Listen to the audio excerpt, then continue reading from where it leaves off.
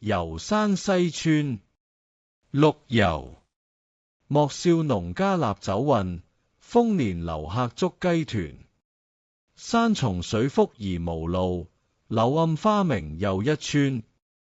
簫鼓追隨春社近，衣冠簡樸古風傳。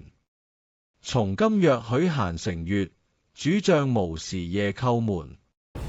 陸游，字務觀，號放翁，南宋愛國詩人，一生力主北伐，壯志未酬。詩作風格雄渾豪放，亦都擅長田園閒適之作。遊山西村寫於乾道3年，陸游因支持抗金遭到貶官，退居家鄉山陰，即係現今浙江紹興。詩中記敘佢訪遊山西村所見嘅農家風情，臘酒雖俗，待客卻誠摯豐盛。春社將至，簫鼓喧天，古風猶存。全詩最膾炙人口嘅係呢句：山重水複疑無路，柳暗花明又一村。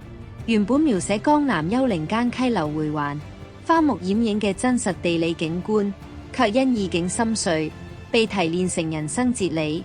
喺困境中不放棄，總會迎嚟豁然開朗嘅轉機，並成為華人文化中鼓勵逆境自強嘅經典名句。陸游以樸素語言寫日常景物，卻蘊含深刻嘅生命體悟，既展現佢對鄉土人情真摯嘅熱愛，亦折射出佢堅毅樂觀嘅性格。縱使政治失意，依舊喺山水間尋得慰藉，並以詩筆傳遞希望。全詩層次分明，由景入情，由情入理，千年以嚟感動無數讀者。遊山西村。陸游。莫笑農家臘酒渾，豐年留客足雞豚。山重水複疑無路，柳暗花明又一村。簫鼓追隨春社近，衣冠簡樸古風傳。從今若許閒乘月，主將無時夜叩門。